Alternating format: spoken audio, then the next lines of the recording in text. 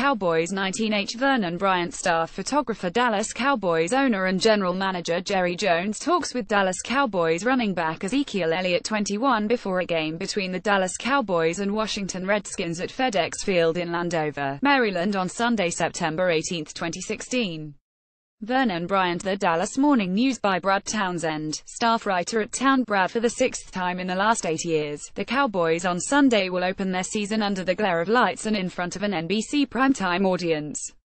Not that the NFL's most visible franchise needs high-definition enhancement, but the setting will magnify the Cowboys' scabs and pockmarks from another off-season rash of off-field problems. Most prominent is the ongoing turmoil surrounding star running back Ezekiel Elliott, whose legal efforts to fight a 6-game NFL suspension have overshadowed football storylines entering this opener against the division rival New York Giants. Commissioner Roger Goodell announced the suspension on August 11, based on the league's conclusion that Elliott on 3 occasions in July 2016 caused physical injury to former girlfriend Tiffany Thompson. Thanks to separate rulings last week by Texas federal judge Amos Mazant III, who deemed that Elliott's NFL appeals hearing was fundamentally unfair, Elliott will play Sunday night and possibly the rest of the season. But until expected appeals by the NFL are ruled upon, his status will be murky.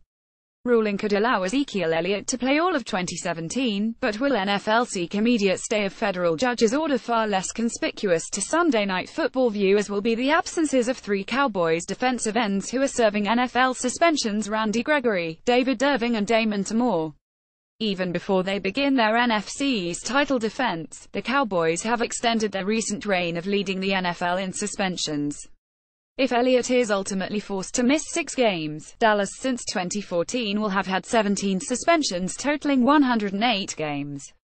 That loss-or game total would be about twice as many as the NFL's next highest, by Baltimore and Cleveland. The latest Cowboys suspensions and a spate of other unflattering off-season headlines have renewed questions about the organization's player evaluation priorities and its player support staff's effectiveness. Obviously, when you take risks with players, we know that there's going to be some challenges. Stephen Jones, the Cowboys' executive vice president and director of player personnel, told the News, without citing specific cases. You've got to measure whether that's a medical risk or an off-field risk or an addiction risk. We have to measure whether we think it's worth the risk.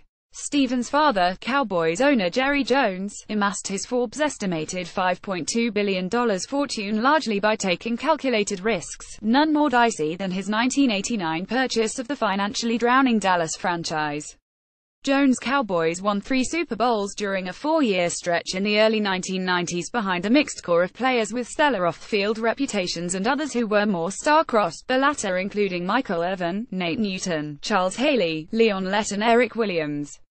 A 2008 book, Boys Will Be Boys: The Glory Days and Party Nights of the Dallas Cowboys Dynasty, chronicled escapades of those 1990s teams including the infamous White House in Valley Ranch, leading to this memorable Newton quote to the News: "We've got a little place over here where we're running some whores in and out, trying to be responsible, and we're criticized for that, too."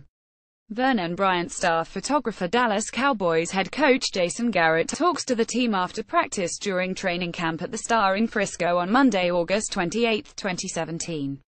Vernon Bryant. The Dallas Morning News admittedly reacting to media and fan criticism. Jerry Jones in the late 1990s began taking fewer player acquisition risks, most notably when the Cowboys among other teams bypassed receiver Randy Moss in the 1998 draft and selected defensive end Greg Ellis.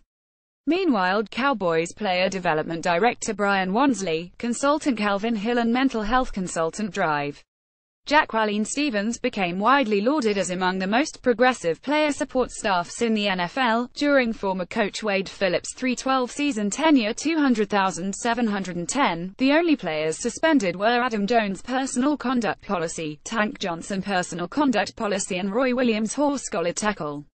Jason Garrett replaced Phillips midway through the 2010 season and consistently has preached the importance of having a locker room full of the right kind of guys. Over 5 seasons starting in 2010, the Cowboys incurred only one player suspension, that of offensive tackle Robert Brewster, who in December 2011 received a 1-year ban for multiple violations of the NFL's drug and banned substances policy. when cornerback Orlando Scandrick in August 2014 was suspended for 2 games for testing positive for a performance-enhancing drug which he said he unknowingly ingested while on vacation in Mexico. It was only the Cowboys' second drug or alcohol-related suspension since 2006, when Marcus Coleman was docked 4 games for a DWI. 5 of the biggest social media stories from Cowboys offseason days on racism. Zeke's mom owns Twitter troll since 2014. However, the Cowboys have had 13 paired, substantial abuse or alcohol-related suspensions, including 9 in the last 24 months. 2 players, Gregory now indefinitely suspended and Rolando McClain, were suspended 3 times apiece. Another of the suspensions, Moore's, was a result of a DUI charge from last December, when he was a member of the Seattle Seahawks. The recent dramatic rise in Cowboys suspensions, coupled with the team's 22-year drought of failing to advance as far as the NFC title game, raises questions about whether increased risks are being taken to recapture 1990s glory. Is the franchise now rethinking its player evaluation process, or perhaps the resources and number of personnel committed to player support? First of all, we always want to be better. Let's start with that, Stephen Jones said.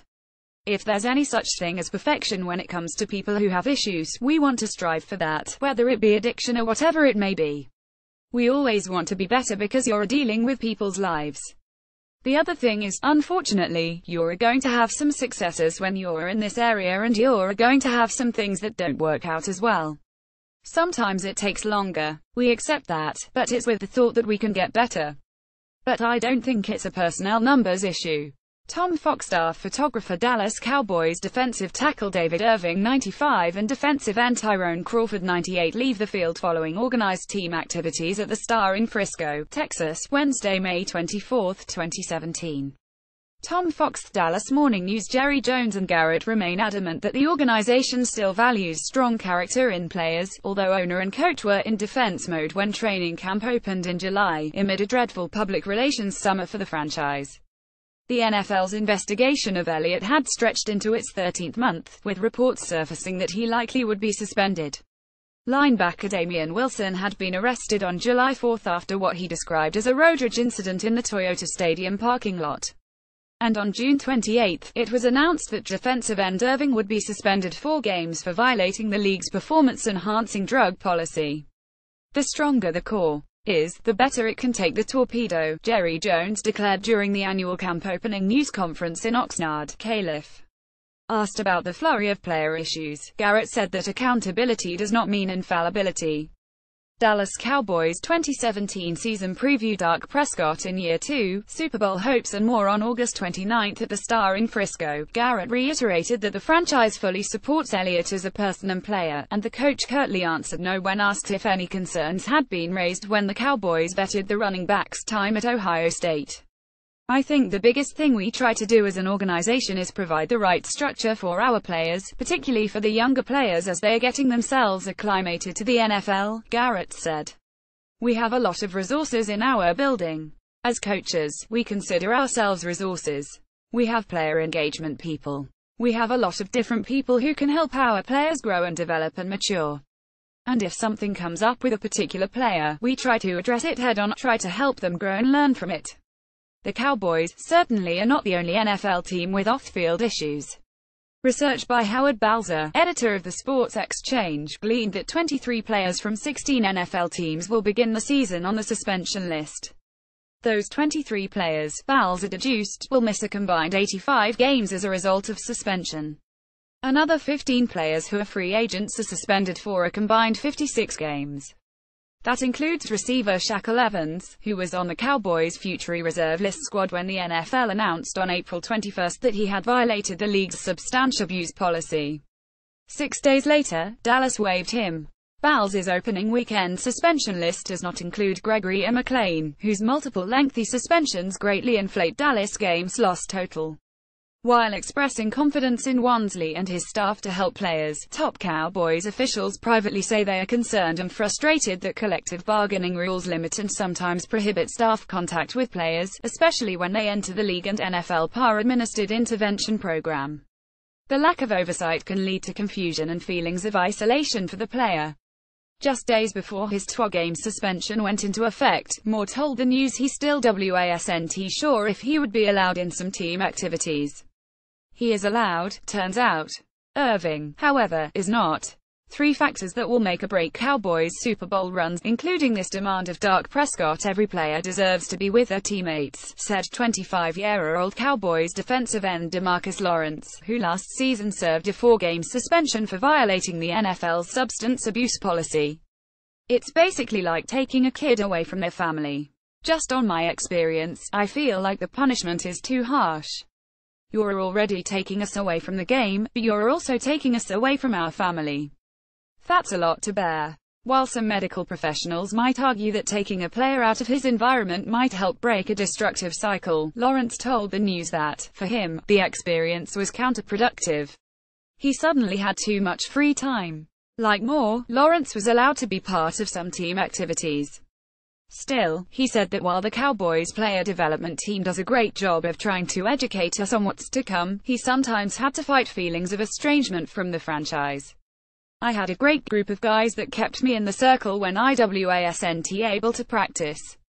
On the field, he said. I was still able to come to meetings and stuff, but it's different for Irving. That's where we have to be his support, go over and check on him, make sure he's doing good, eat meals with him, just to keep the family close. Lawrence is no doctor, but he said he believes that if collective bargaining rules allowed for more team structure during off-seasons, the Cowboys' rash of suspensions would not have been nearly so pronounced. Lawrence said he mostly wishes that younger DeMarcus Lawrence had known what older DeMarcus Lawrence has come to realize. I didn't understand it at the time, but wearing that star on your helmet, you've got a lot of fire coming at you, especially when you're winning games, he said. Everybody's watching everything you do. You've got to be prepared for the criticism. You've got to be prepared with the outbreaks that come with wearing that star. It's hard, but you learn very fast. Staff writer Joey Epstein contributed to this report. Since 2014, the Cowboys have had more players suspended by the NFL than any other team. The list: 8 player POs. Games violation notable: 8,112,017. Ezekiel Elliott RB6 personal conduct. NFL concluded Elliott used physical force against a girlfriend on 3 occasions in July 2016. His case remains under appeal. 7,282,017. Damon Tim ordered 2 substance abuse arrested on suspicion of DWI in December 2016 while a member of the Seattle Seahawks. 6,282,017. David Irving for performance-enhancing drugs failed a drug test for a banned over-the-counter substance. 4,212,017. Shaquille Evans WR for substance abuse was a member of the practice squad and was quickly released. 152,017. Randy Gregory indefinite substance abuse missed drug test. Gregory had well-publicized marijuana habit while at the University of Nebraska. 1,222,016. Rolando McClain Pound indefinite substance abuse missed drug test led to 3rd NFL suspension. 9,192,016. Randy Gregory 10 substance abuse missed drug test. 6,302,016. Rolando McClain Pound 10 substance abuse tested positive for use of opiates. 6,302,016. DeMarcus Lawrence 4 substance abuse tested positive for use of amphetamines. 2,192,016. Randy Gregory 4 substance abuse tested positive for marijuana use. 11,102,015. Joseph Randall RB4 personal conduct flashed a gun during an argument with an ex-girlfriend.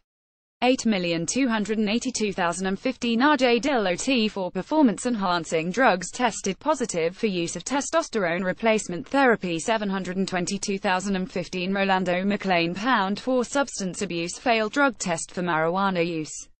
4,222,015. Greg Hardy 4 personal conduct highly publicized domestic violence case in 2014 while with the Carolina Panthers. 922,014. Josh Brent 10 personal conduct intoxication manslaughter charge in December 2012.